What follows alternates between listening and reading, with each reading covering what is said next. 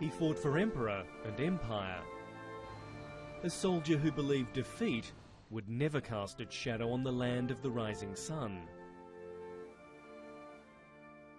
When Lieutenant Onoda of the Japanese Imperial Army walked out of the Philippines jungle and lay down his rifle and sword, the war had been over for 29 years. Every Japanese soldier was prepared for death, but as an intelligence officer, I was ordered to conduct guerrilla warfare and not to die. I had to follow my orders, as I was a soldier. And he followed his orders to the letter. Together with two fellow holdouts, Hiroo Onoda survived on coconut milk, bananas, and by stealing and butchering cattle. For information, he would listen to a stolen shortwave radio. それではオーストラリアのフォークソング、タイミーカンガルーダウン。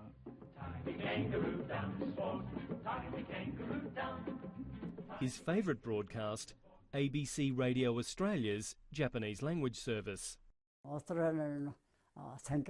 Once, I listened to an Australian election broadcast, and another time I was interested in a cattle story. That helped me to later become a cattle breeder. For years, Hiroo Onoda would ignore attempts to get him to surrender, dismissing Japanese leaflet drops and search parties as enemy trickery. The leaflets they dropped were filled with mistakes, so I judged it was a plot by the Americans. In the end, it would be a wandering college dropout who would tempt Lieutenant Onoda out of the jungle. In 1974, with his two fellow holdouts dead after clashes with Philippines villagers and soldiers, the intelligence officer ran into Norio Suzuki. This hippie boy Suzuki came to the island to listen to the feelings of a Japanese soldier. Suzuki asked me why I would not come out. I said that if the war was over and I received an order telling me to stop fighting, I would come out. So Suzuki brought my commanding officer to Lumbang, and he did just that.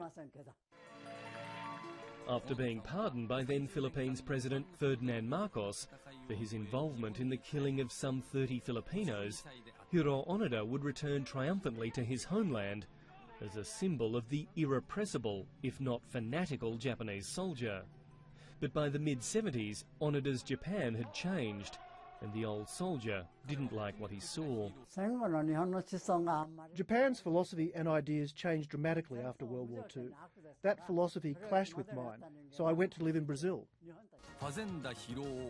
In South America, he started the cattle ranch he'd dreamed about since listening to ABC radio in the jungle of Lubang. But later he would return to his homeland to teach youngsters survival skills.